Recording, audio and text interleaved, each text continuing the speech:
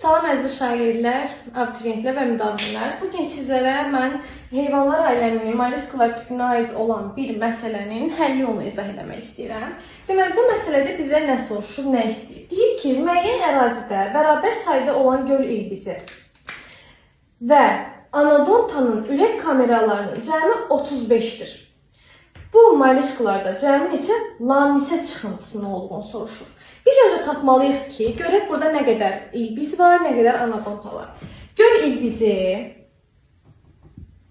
və anodonta. İkisinin say cəmini bizə bərabər verir. Yəni, ikisi də 2 bərabər saydadırlar. Yəni, bunu da x-də işarə edəcəm, bunu da x-də işarə edəcəm. Və ürək kameralarının cəmini verir. Gəlin birinci bir nəzər salaq, bir dərsimizə əvvələ qaydaq görək nə qədər ilbizlə ürək kamerası var. İlbizin ürəyi 2 kameralı, anodontanın ürəyi isə 3 kameralıdır. Siz əgər bunu yadınızda saxlaya bilmirsinizsə, belə eləyə bilərsiniz. İlbiz I 2 kameralı ürək və digəri isə 3 kameralı ürəkdir. Deməli, mən tapıram, 2-ni vururam ilbizin sayına, üstə gəlirəm, 3-ü vururam anodontanın sayına, eləyirəm 35.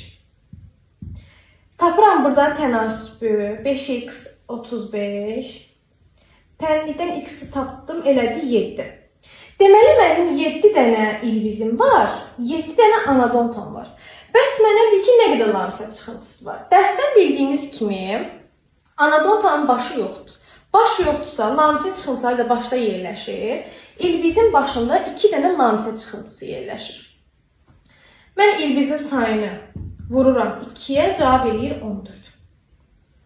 Yəni, anodontanın lamisə çıxıntısı yoxdur, ilbizin lamisə çıxıntısı var və məsələnin həlli bu qədər. Cavab isə 14-dür. Məsələ ABC Akademi kitabından götürülüb.